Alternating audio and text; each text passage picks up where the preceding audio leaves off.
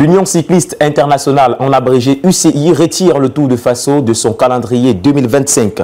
Pour cause, les organisateurs de cette compétition majeure sur le continent ont invité le CSKA Moscou, une équipe russe, à prendre part au tournoi. Coupe du Monde, Jeux Olympiques, voilà donc une énième compétition dans laquelle la Russie est mise de côté. Comment comprendre cet acharnement contre le pays de Vladimir Poutine dans les compétitions internationales? Nous en parlons, mesdames et messieurs, dans cette autre livraison l'After News sur Global LTV. Transition et on se retrouve après.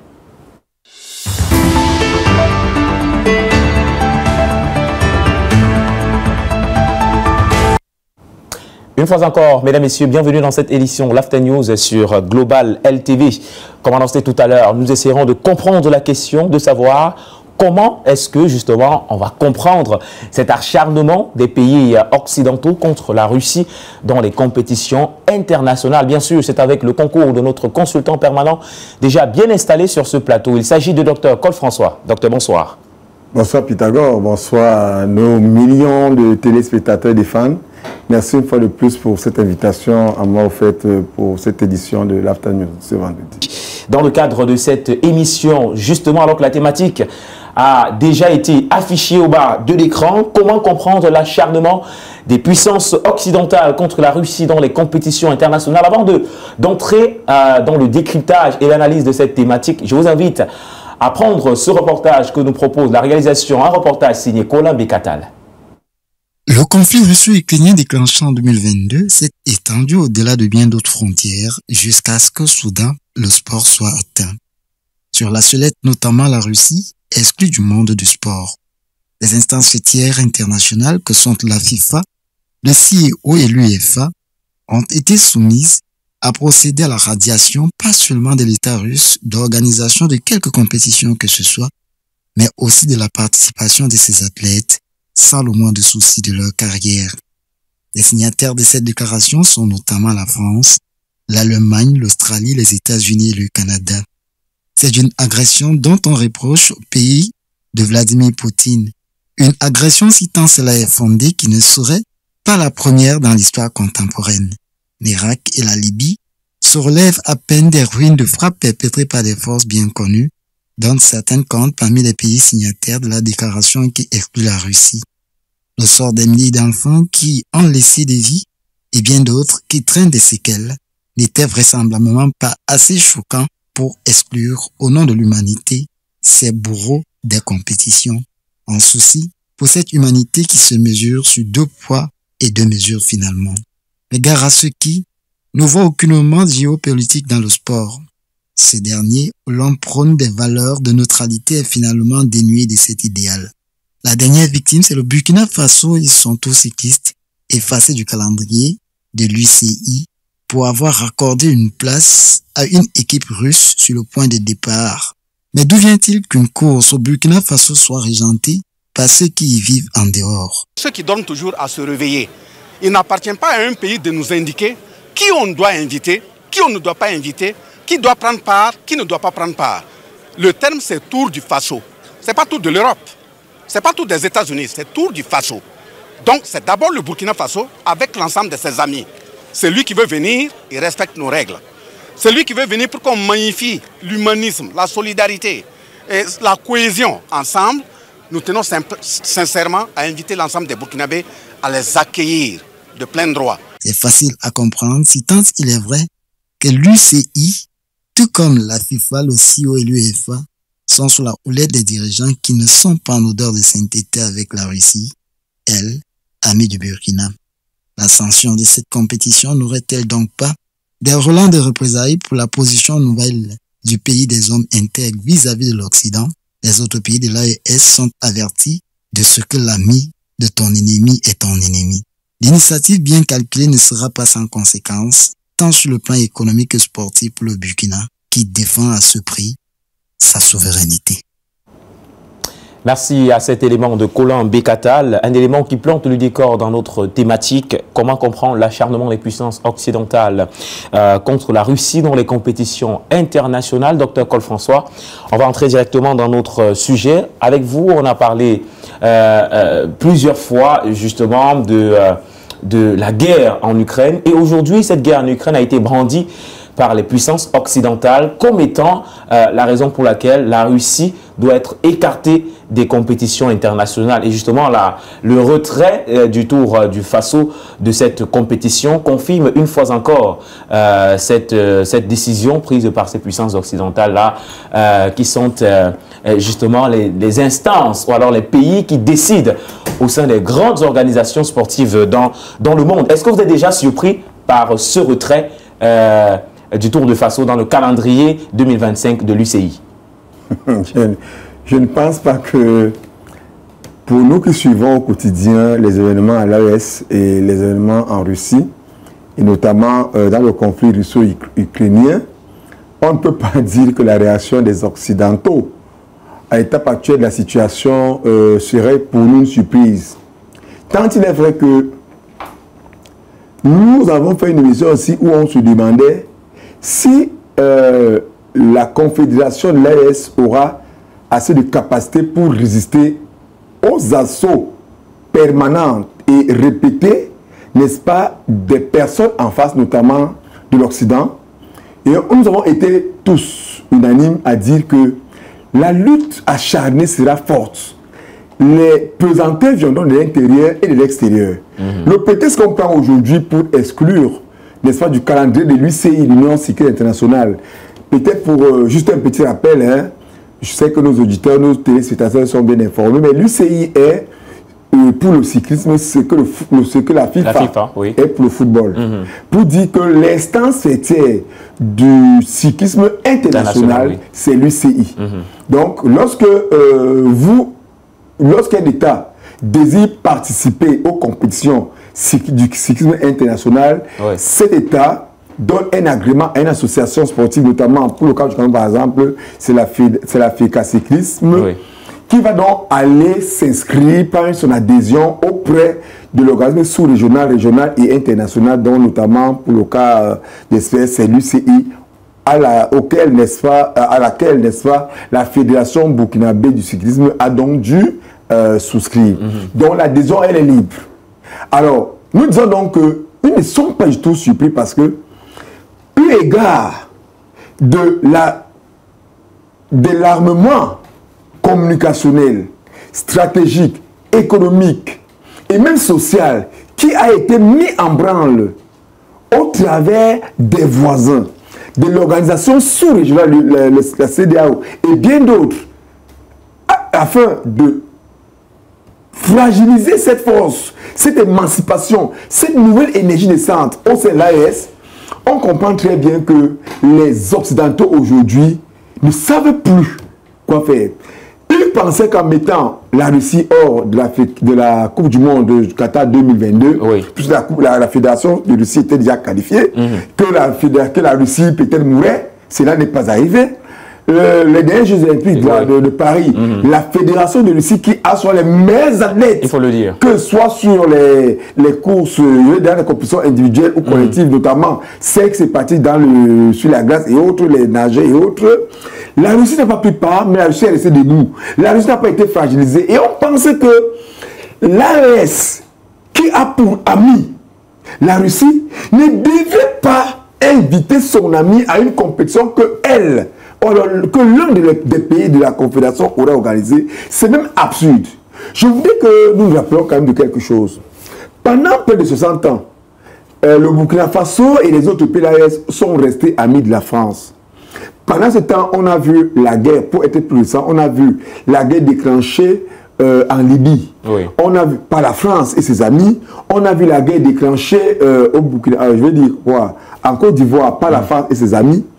Mais à aucun moment, on a vu une confédération internationale sportive demander à la France de ne plus prendre part. Ou alors, aux amis de la France qui organiseraient d'abord le tour cycliste du Burkina Faso, pas un nouveau tour. On a le tour du Faso, on a le tour de la Côte d'Ivoire, et on a bien d'autres tours, n'est-ce pas, en Afrique de l'Ouest et même en Afrique centrale. À aucun moment, au cours de ces années-là, on a entendu une quelconque révolte contre ces institutions. D'où vient-il que non seulement la Russie est l'ami de l'AES, la Russie est un soutien majeur, stratégique de l'AES. La France a été un soutien de ces pays. On n'a pas vu un apport substantiel apporté à ces pays. Aujourd'hui, on voudrait museler. Mais je crois que les Occidentaux ont compris que les États africains aujourd'hui qui tiennent à leur souveraineté ne sont plus malléables. Je crois, tout à l'heure dans le reportage, on a vu la prise de position de ce responsable burkinabé qui a dit que c'est le tour du Faso. Comme pour dire aux Occidentaux, tant que nous serons souverains dans notre pays et que nous avons la possibilité d'adresser nos invitations à nos amis, il pourrait arriver que notre ami dise, bon voilà, pour des raisons économiques, sociales et autres, je ne pourrais pas prendre part. Mais nous ne nous serons dictés par personne. Je pense que le retrait du calendrier international, il va absolument rien dire. Mais ce que je vais dire, il faudrait que les pays du Burkina Faso, par solidarité à cet État-là, demandent aussi leur exclusion totale de l'UCI. En solidarité au Burkina Faso. Si on ne peut pas réintégrer le Burkina Faso, par respect pour sa souveraineté, que les amis du Burkina Faso demandent à l'UCI de les retirer totalement l'agrément, n'est-ce pas, de ces compétitions. Parce qu'on ne peut pas comprendre qu'au XXIe siècle, encore que dans le sport, on nous a souvent dit que le sport ne se mêle pas de la politique. Bien sûr. Mais d'où vient-il qu'aujourd'hui, la FIFA vient se mêler de la politique, l'UCI vient se mêler de la politique, mais on ne comprend plus où est-ce que les Blancs nous amènent finalement. Nous allons comprendre cela dans le cadre de cette émission, Dr Cole-François. C'est vrai que dans votre argumentaire tout à l'heure, vous avez effleuré pas mal de points que nous allons évoquer dans le cadre de l'émission. Avant d'entrer pour comprendre les enjeux justement de ces décisions prises par ces organisations internationales en rapport bien sûr avec la Russie, on va rester encore sur le tour du Faso qui a été suspendu. Il faut dire que cette suspension ne va pas sans conséquence, docteur Cole-François. Alors j'aimerais vous poser comment est-ce que le Burkina Faso doit encaisser cette sanction et s'il doit avoir des réactions, comment est-ce que vous pensez que ce pays de l'AES doit réagir avec justement les autres pays qui soutiennent le Burkina Faso?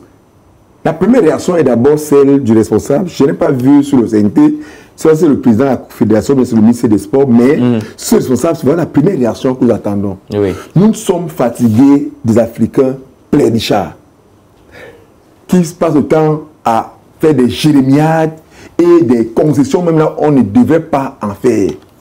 Aujourd'hui, nous voyons les conséquences, si on peut appeler les conséquences, du retrait de ces pays de la CEDEAO il y a quelque temps, juste après leur émancipation, la prise du pouvoir, n'est-ce pas, par les hommes qu'il nous fallait et qui sont là jusqu'à aujourd'hui. Oui. On a vu la CEDEAO demander leur exclusion, on a vu la fermeture des frontières avec les autres pays de la CEDEAO.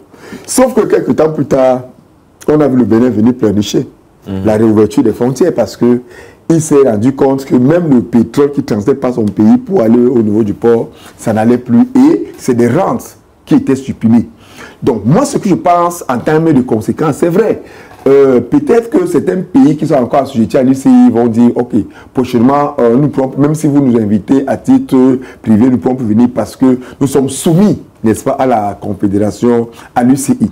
Mais sur le plan stratégique, c'est un coup d'épée dans l'eau. Vous comprenez? On ne développe même pas un pays par le sport. En fait, c'est peut-être le tourisme qui se cache derrière qui peut être impacté. Mais en plus, si je ne vois pas un touriste de quelque nationalité que ce soit qui refuserait d'aller faire du tourisme au Burkina Faso sous prétexte que l'UCI aurait, vous comprenez un peu. Donc sur le plan économique, sur le plan stratégique, il n'y a aucun impact. Mais seulement les pays de l'AES, notamment le Burkina Faso, doivent prendre cela le rebond et imposer le respect. Je pense que l'hypocrisie diplomatique doit cesser. Jusqu'à aujourd'hui, les États-Unis et la Russie entretiennent encore les relations diplomatiques. L'ambassadeur des États-Unis en Russie est ouvert, l'ambassadeur russe, je veux dire, aux États-Unis est ouvert, l'ambassadeur américain en Russie reste ouvert. Vous comprenez? Ça veut dire que les relations diplomatiques entre les grands États restent. Mais pourquoi est-ce que si ces gens-là sont si fâchés, pourquoi ils ne vont pas fermer les ambassades et les consuls et les consulats dans ces États-là pour montrer leur désamour, leur désaffection à la Russie? Non, ils restent amis. L'ONU n'a pas encore expliqué la Russie, ni de l'ONU, ni du Conseil de sécurité de l'ONU.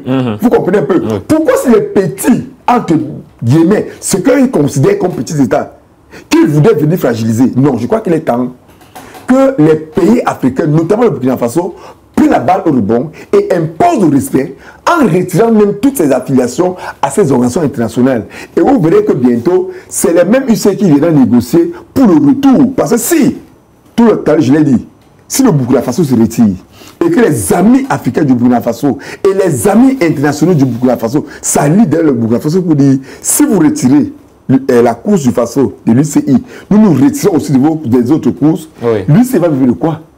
Puisque, rappelons que c'est les cotisations des fédérations membres qui font vivre la fédération principale, la confédération principale. Alors, je pense que nous n'avons pas besoin de craindre quoi que ce soit. Le peuple burkinabé est un peuple fort et un peuple intègre qu'ils ont démontré quand ils ont été sevrés de la communication avec les frères africains. Ils ont démontré qu'il faut rester debout. Et aujourd'hui, nous voyons le Burkina Faso renaître. Malgré les complicités internes et externes, nous voyons le Burkina Faso renaître de ses cendres comme un géant.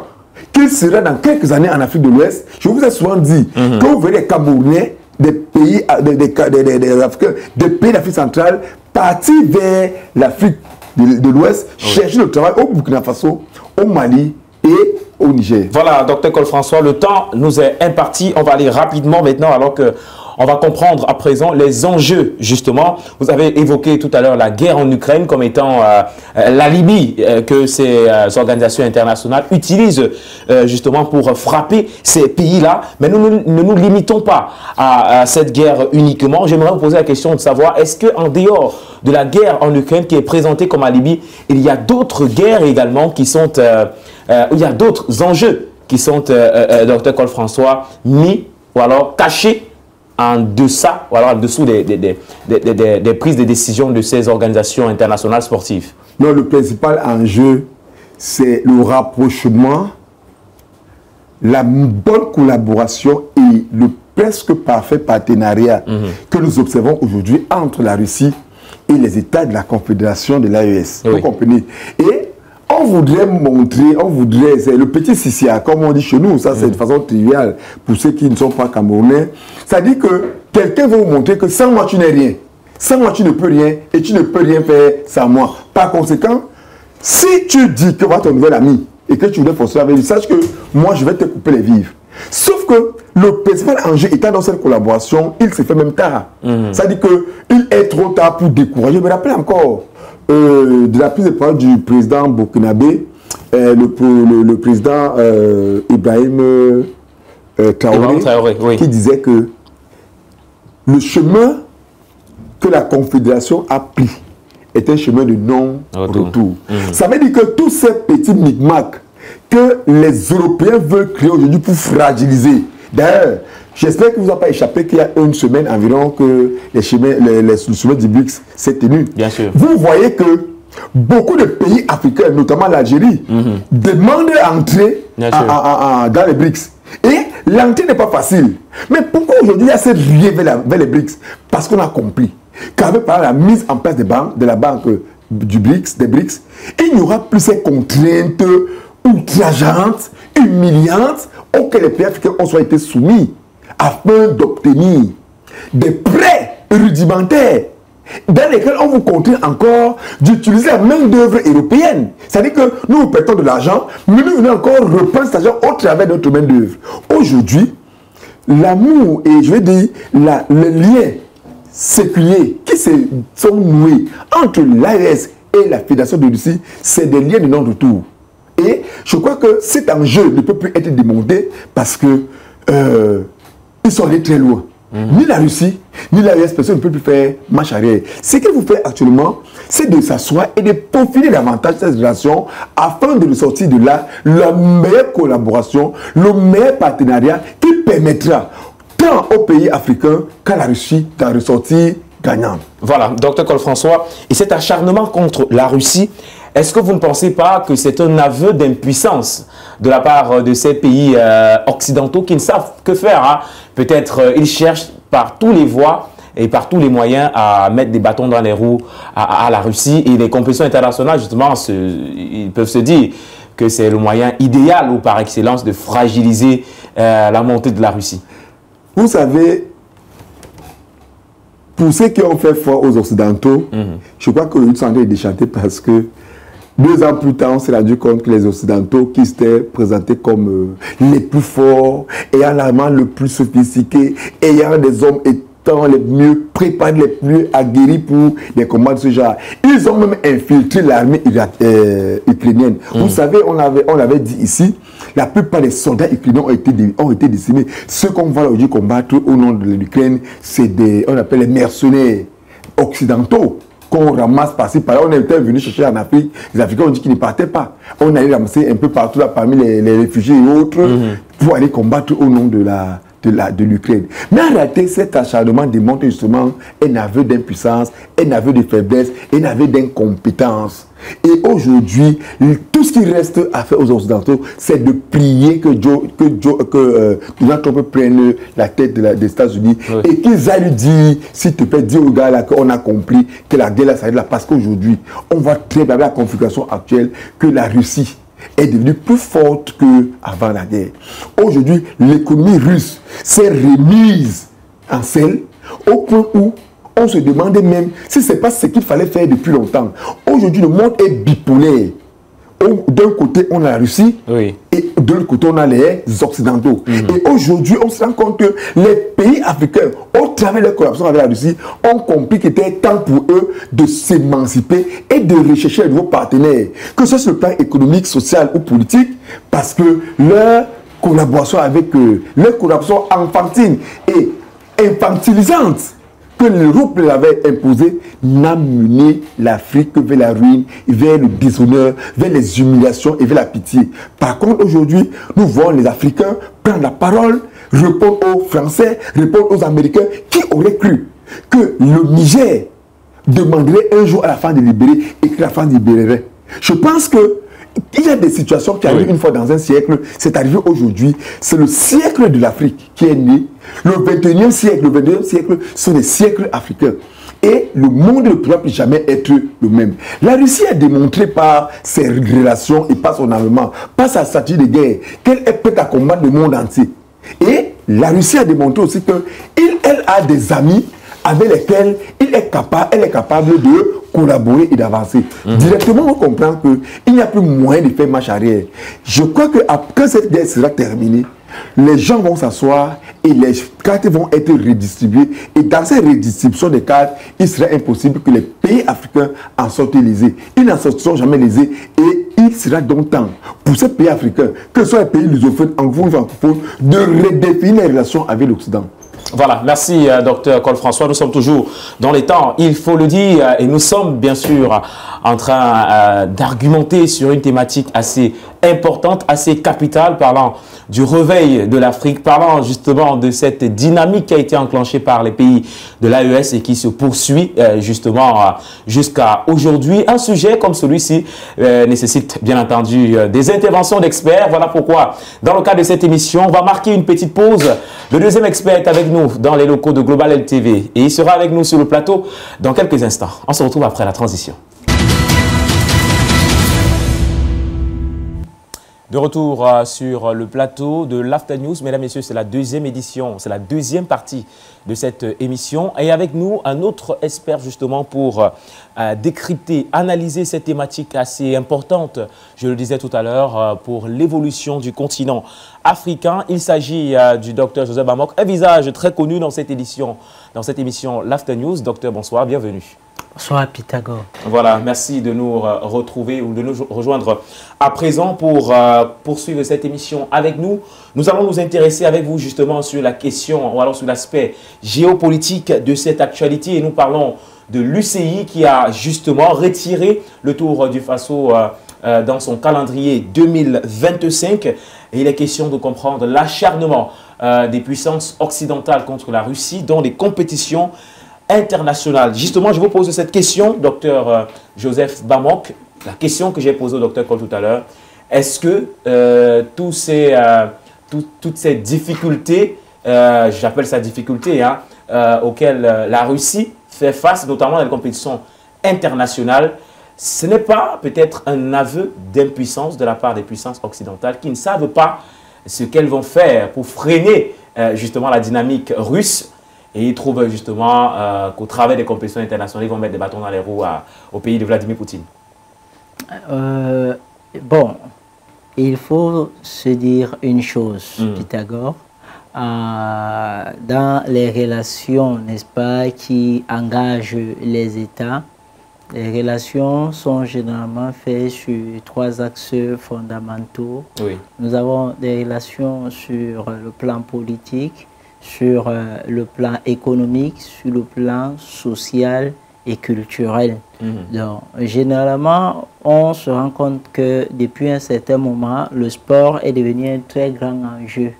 Un très grand enjeu et aide à consolider les relations diplomatiques. Ça veut dire que le sport est devenu un levier sur lequel on table dans des relations entre les États, n'est-ce pas? Et vous verrez que dans notre siècle, ce levier est le plus utilisé par les diplomates, n'est-ce pas, pour faire asseoir, parce qu'au travers du sport, le sport d'abord, n'est-ce pas, ici, faire intervenir plusieurs valeurs, mais au travers du sport, on peut consolider plusieurs liens, tant sur le plan politique, n'est-ce pas, plan diplomatique et autres. Donc, je le dis pour justifier déjà la prise de position des Européens, oui, n'est-ce pas, ou alors des pays du Nord, ça il faut le dire ainsi. Mais juste que je veux dire, la lancée qui a été prise, n'est-ce pas, par les pays du Sud, est un peu difficile à freiner aujourd'hui. Difficile à freiner, pourquoi? Parce qu'aujourd'hui, il y a comme une répartition des cartes sur le plan géopolitique dans le monde. Une répartition des cartes avec le réveil de certaines grandes, ou alors la désolidarisation de certaines puissances du Nord, hein, de l'ancien bloc, pour rejoindre le nouveau bloc. Et vous savez, cette désolidarisation va de la Russie, c'est-à-dire que la séparation, le divorce du mariage russe et Amérique, n'est-ce pas, oui, qui, il faut le dire, depuis la nuit des temps, quand on regarde l'histoire des relations internationales, ne s'est jamais bien porté.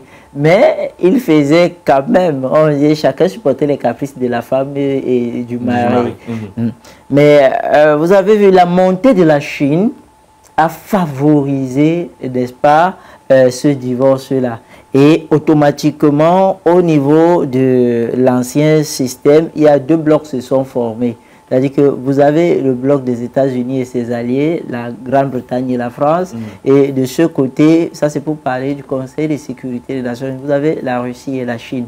Maintenant, ce côté-là a eu les nouveaux États qui sont arrivés, qui sont devenus très forts, n'est-ce pas, qui ont travaillé dans le secret, comme l'Inde et le Brésil.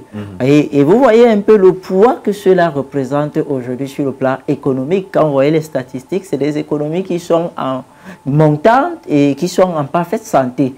Sur le plan mondial, aujourd'hui, les gars caracolent les premières places. Et vous voyez que les autres sont en chute libre, n'est-ce pas? Et la guerre en Ukraine est venue révéler un certain nombre d'états, n'est-ce pas, du côté de l'Europe, même pas de l'Europe, des pays du Nord, c'est-à-dire que les États-Unis et leur...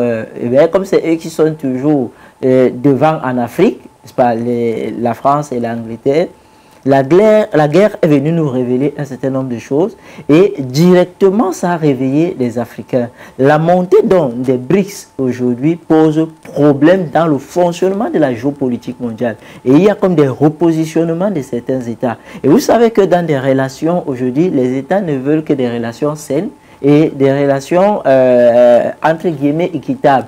C'est vrai qu'il n'y a pas de relations équitables, il n'y a pas de partenariat équitable, mais je dis bien entre guillemets équitable, n'est-ce pas?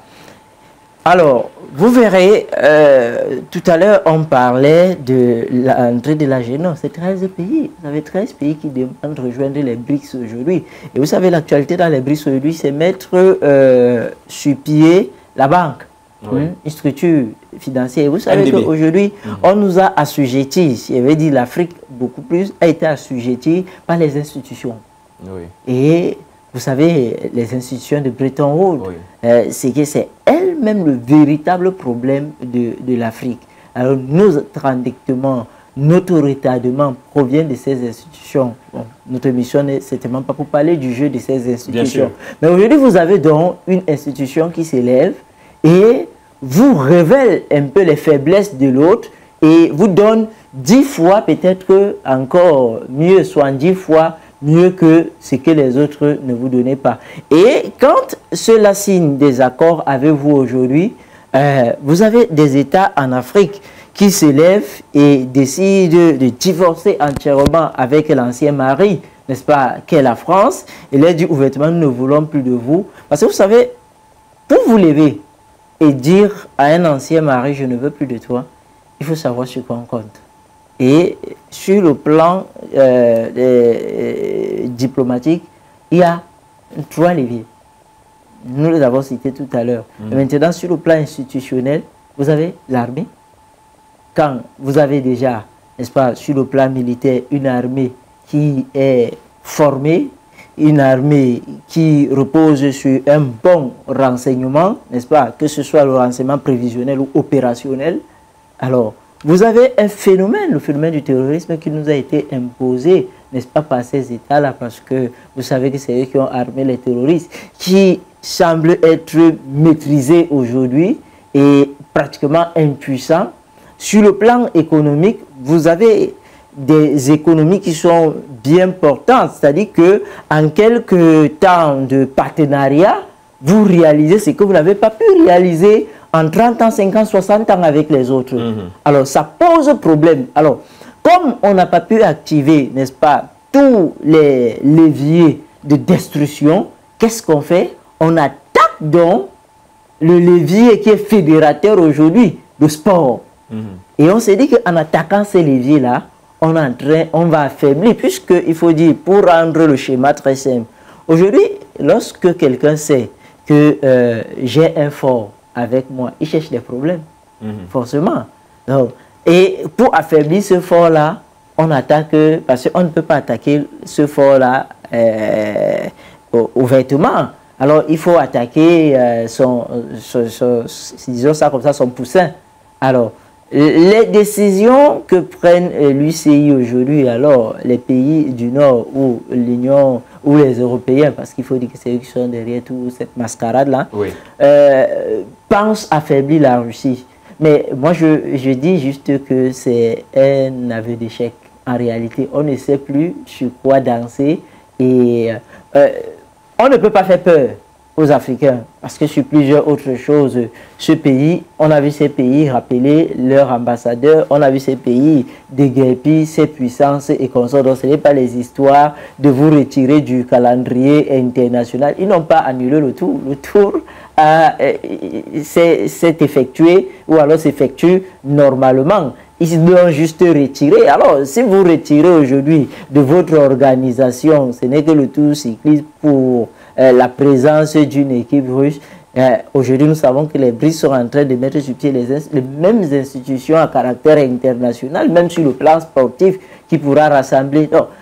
Aujourd'hui, le monde est multipolaire et chacun est libre de diversifier ses partenariats. Je ne sais pas pourquoi vouloir les gens. Donc, aujourd'hui, il est clair déjà que de l'autre côté, il y a panique et même qui s'assimile, il y a des actes de folie. Voilà, vous avez parlé, docteur Joseph Amok, justement, d'un aveu d'échec, plutôt de la part des puissances occidentales qui ne savent plus sur quel pied danser pour mettre des bâtons dans les roues à la Russie. Parlant justement de cette compétition, est-ce que cela n'a pas un rapport avec l'AES qui aujourd'hui est confédérée et qui a pris position ouvertement, il faut le dire, pour la Russie au détriment de ces puissances occidentales? Vous avez parlé notamment du retrait des États-Unis, du retrait de la France, de la base militaire de ces pays-là.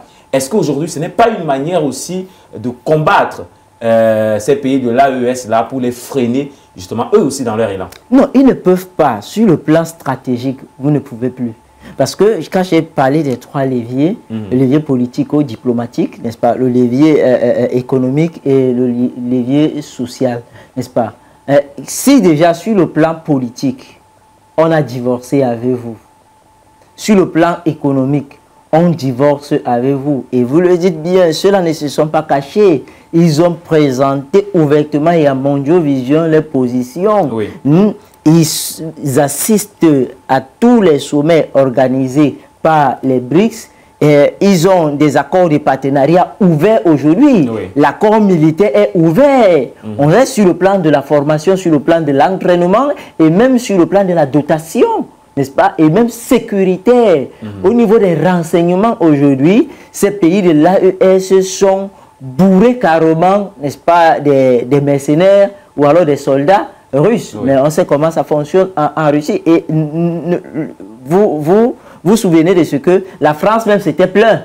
La France était plaint que ces pays-là, au niveau des Nations Unies, que ces pays-là ont recruté des mercenaires russes qui n'ont pas de formation, qui tuent et conseillent, au fait, qui ne respectent à aucune règle de convention internationale en matière de sécurité militaire. Oui. Donc, aujourd'hui, moi je dis c'est un épiphénomène, c'est un caillou jeté dans la mer. Ça ne va, puisque la détermination qu'ont les pays de l'AES aujourd'hui, vraiment, je pense qu'ils ont avancé dans les domaines les plus courageux. Ce n'est pas une histoire de sport, encore de cyclisme.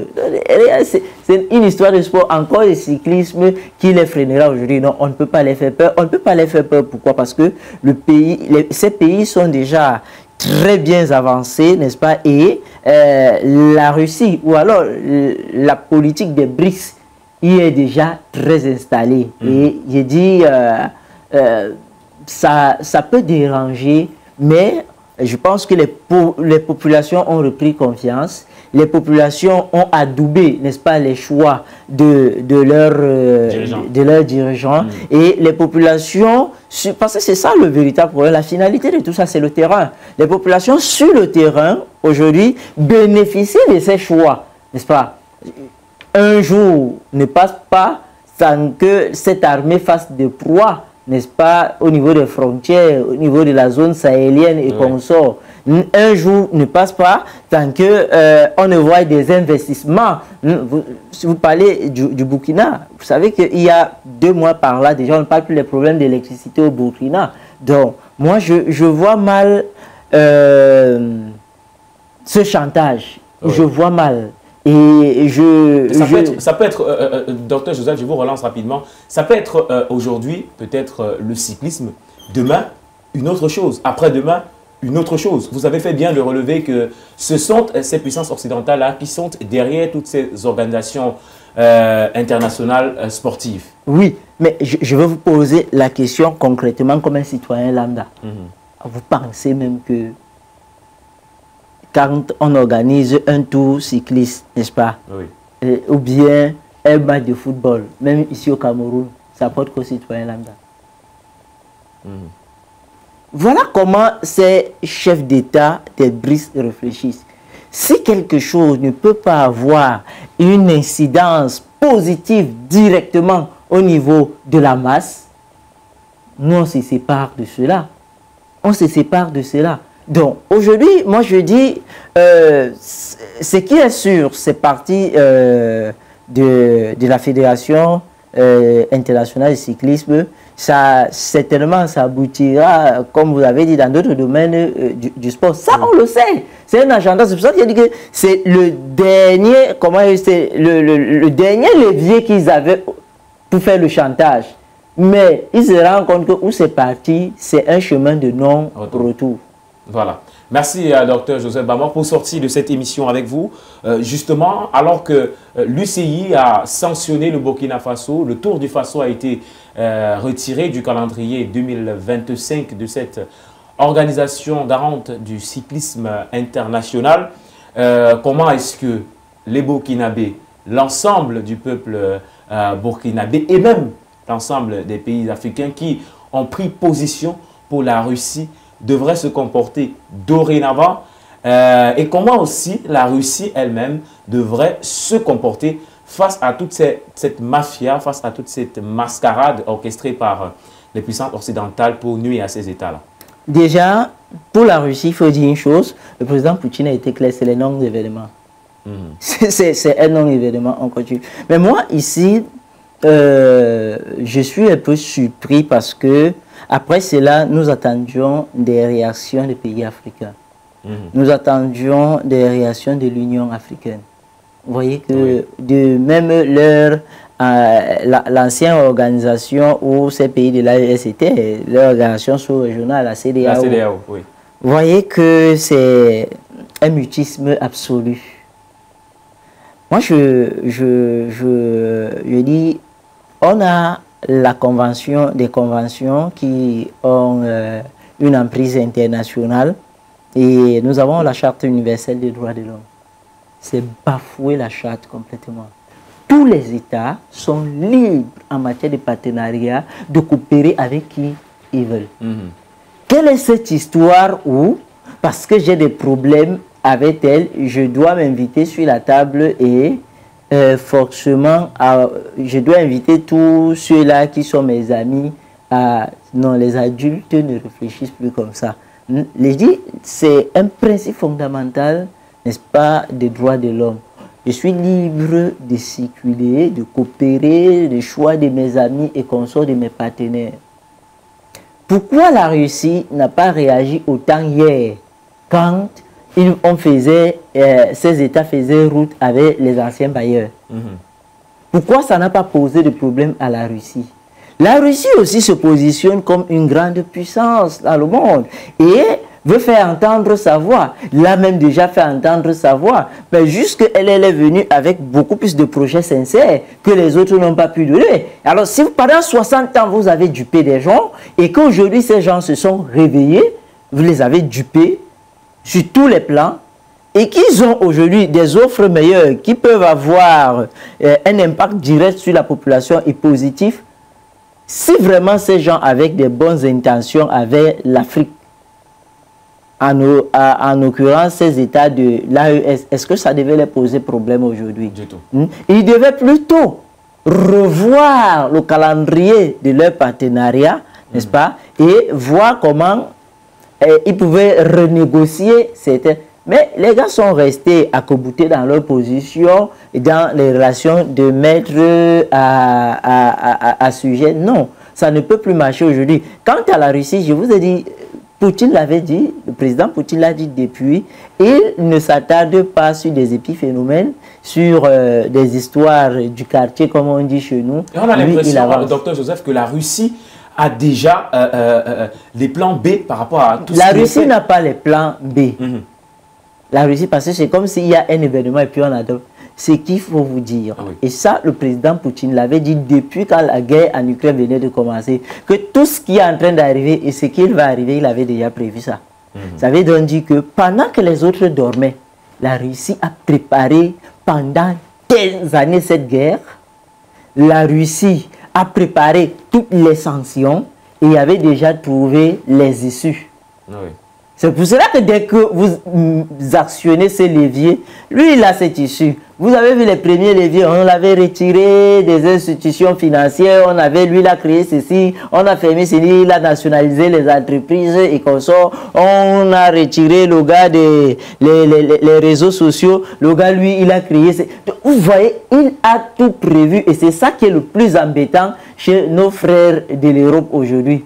De l'autre côté de l'OTAN, c'est embêtant parce qu'ils se disaient que, vous savez, ils se sont dit, sur le temps, la Russie va se fatiguer. Mais ils se rendent donc compte que c'est comme si la Russie, sur le temps seulement, ne fait que se bonifier, ne fait que renouveler ses forces. C'est comme si, donc, vous voyez qu'eux, ils sont en train d'épuiser les cartes. Les autres, eux, ils sont en train... C'est comme quand vous jouez avec l'enfant. Vous pensez que vous fatiguez l'enfant, c'est vous qui vous fatiguez l'enfant. Lui, il a toujours ses forces. Donc, la Russie a... C'est-à-dire que tout ce qui arrive, la Russie a prévu. Et le président Poutine l'a dit. Lui, il est prêt à avoir des partenariats sains avec l'Afrique. Même sur les 100 ans à venir, la Russie ne se fatiguera pas. Il est prêt à financer n'importe quel projet en Afrique. Et les pays justement du Sud, les pays africains, doivent continuer, pour ceux qui ont déjà pris position, doivent continuer de rester derrière cette dynamique. Non, ceux qui ont déjà pris position ont pris position. Il n'y a plus de retour. Maintenant, vous remarquerez qu'il y a ceux qui sont un pied dedans, un pied dehors. Ils ont peur d'affirmer ouvertement leur position. Et il y a ceux qui observent.